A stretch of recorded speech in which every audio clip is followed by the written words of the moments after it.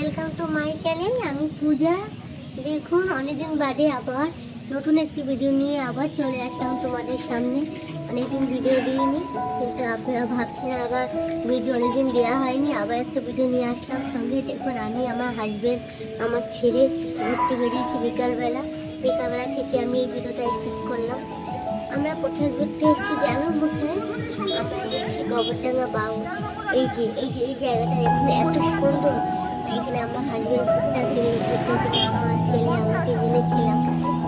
আমরা বেশি কোনো জিনিস কিনি না, কারণ বেশি জিনিস বেশি খাওয়া হয় না। অল্প অল্পই আমরা 3 দিনে ভাগ করে খাই, যা কিনি অল্প কিনি, কারণ শরীরে ঠিক রাখার জন্যে। ওইখান থেকে আমরা ঘুরলাম, ওখানে অনেকক্ষণ ছিলাম।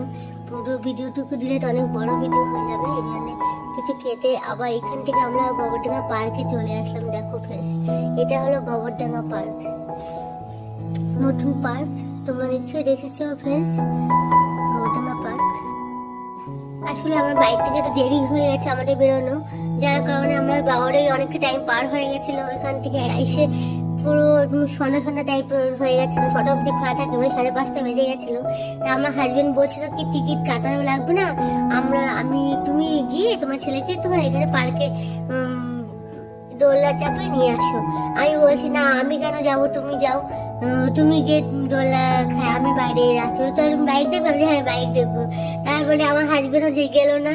তারপরে আমার হাজবেন্ড টিকিট কাটলো, টিকিট কাটতে গেল, তারপরে গিয়ে আমরা ভেতরে ঢুকলাম। বলুন 5:30 হোক যাই হোক, পার্কের ভেতরে কি এমনি যাওয়া যায় টিকিট ছাড়া? যাই হোক, আমার হাজবেন্ড টিকিট নিয়ে আসলো, আমরা এই পার্কে ঢুকে গেছি এখন। এই দেখুন পার্কে পুরো ওটা দেখুন, এতটা ভিড়, এখানে এত লোকজন, এত ভালো লাগবে আপনাদের। দেখুন কি ভিড়, গোবরডাঙ্গা পার্কে যে এত লোকজন হয় মানে প্রকাশ করা যাবে না। সব আমাদের যেহেতু আশেপাশে কোনো পার্কটা খুব কম, সেই হাবড়া পার্কে যেতে হয়, এই জন্য এই গোবরডাঙ্গা পার্কটা এখন নতুন হওয়াতে অনেক ভিড় হয়েছে। অবশ্যই এখন আবার গোবরডাঙ্গা পার্ক আমাদের কাছেই ছিল, দিকে বনগা পার্ক ছিল, আবার নতুন করে একটা পার্ক হয়েছে আমাদের ঠাকুরনগর পার্ক। ফ্রেন্ডস, তোমরা নাম শুনেছো, নতুন পার্কটা এখনো কেউ জানে না। ঠাকুরনগর যে পার্ক হয়েছে এটা এখন কেউ জানে না, নতুন শুরু হয়েছে।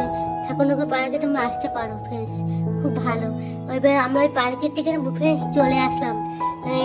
এখান থেকে এসে আমরা একটা কিনলাম, একটা ড্রাই মেশিন কিনলাম ফ্রেন্ডস। দেখুন ড্রাই মেশিনটা ভীষণ ভালো, বেশি দাম পড়েনি, 1200 টাকা দাম। কারণ আমি যখন শ্যাম্পু করি চুলে, তারপরে দেখা গেলো খুব ঠান্ডার মধ্যে ওই ভেজা শ্যাম্পু তুলেই থাকতে হয়, যার জন্য আমার ঠান্ডাটা অনেক সময় লেগে যেতে পারে। এই কারণে ড্রাই মেশিনটা কিনলাম। অনেকদিন তো ভাবে কিনবো কেনার মতো হয় না, আজও কিনি কালও কিনি, কিনেই নিলাম। তারপরে ওখান থেকে চলে আসলাম ফ্রেন্ডস। তোমাদের সাথে আমি একটা কথা বলতে চাই, খুব দুঃখজনক কথা ফ্রেন্ডস।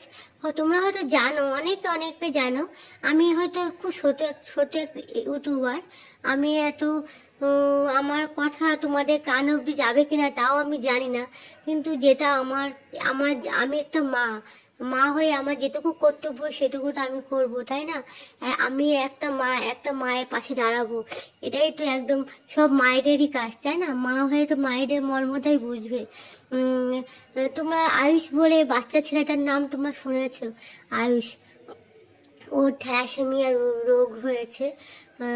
খুবই আমি একটু ঘাবড়িয়ে যাচ্ছি ফ্রেন্ডস, কথা হয়তো বেড়ে, তোমরা কিছু মেনে নিও আমার কথা, এত কিছু ভেবো না।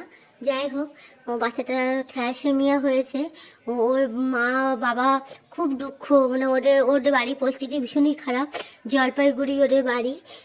বাচ্চা ছেলেটাকে ফ্রেন্ডস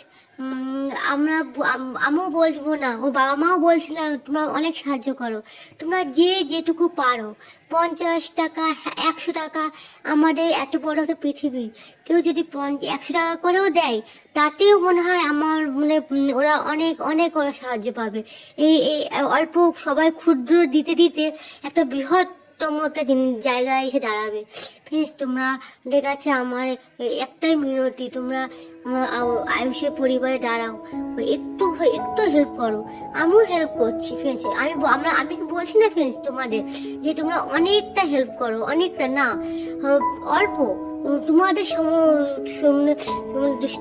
যেটুকু সামর্থ্য আছে 100 টাকা 50 টাকা আমি পুরো লিঙ্ক ওদের ইনবক্স থেকে নিয়ে আমি আমার ইনবক্সে দিয়ে দেবো, তোমরা দেখে ওটাই তোমরা পাঠিয়ে দিও। আর ওদের ইয়েতে যেও, ওদের ইউটিউবার ওদের ঢুকেও তোমরা সব দেখো, কারণ মেয়েটা খুবই ওদের অবস্থা খুবই খারাপ। সব ইউটিউবাররা ওদের পেছনে ওদের পাশে দাঁড়াচ্ছে সবাই। ওর মাও ভীষণ দুঃখ, ওর মা আমাদের বলেছে তোমরা যেভাবে পারো একটু আমাদের সাপোর্ট করো।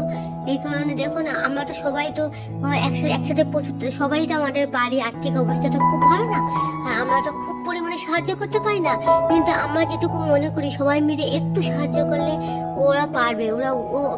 আমার বাচ্চা ছেলেটা খুব ভালোভাবে সুস্থ হয়ে বাড়ি আসবে, 6 বছরের ছেলে। দেখুন ও যদি সুস্থ হয়ে বাড়িতে আসে, ওরা আবার নতুন করে ভিডিও করবে, আমাদের দেখতে খুবই ভালো লাগবে, তাই না ফ্রেন্ডস? তোমাদের কাছে আমার একটাই মিনতি, তোমরা একটু ওদের পাশে দাঁড়াও।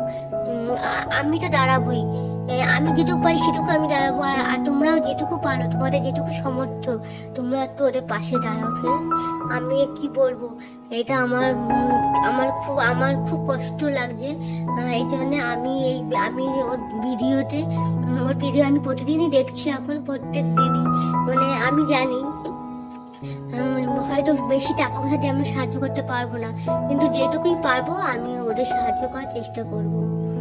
দোকান থেকে ড্রাই মেশিন কিনে নিয়ে বাড়িতে চলে আসলাম। এসে যখন পাড়া মোড়ে মাঠে আমাদের পিকনিক হচ্ছে, এই পিকনিকে কিছু রান্নার দৃশ্য তুলে ধরলাম। তারপরে আমাদের রান্না হয়ে যাওয়ার পরে আমরা খাওয়া দাওয়া করে নাচ গান করে আমরা বাইরে চলে আসলাম। পুরো ভিডিওটা তোলা হলো না, কারণ নাচ গান যে দেবো সেই গানে কপিরাইট ক্লেম পড়ে যায় বলে, আর নাচ গানের ভিডিও আমি করা হয়নি, কারণ আমরা আনন্দে ছিলাম প্রচুর। সত্যি করে ফ্রেন্ডস আমার ভিডিওটা যদি তোমাদের ভালো লাগে, তোমরা আমার পাশে থেকো ফ্রেন্ডস। Tata, bye bye.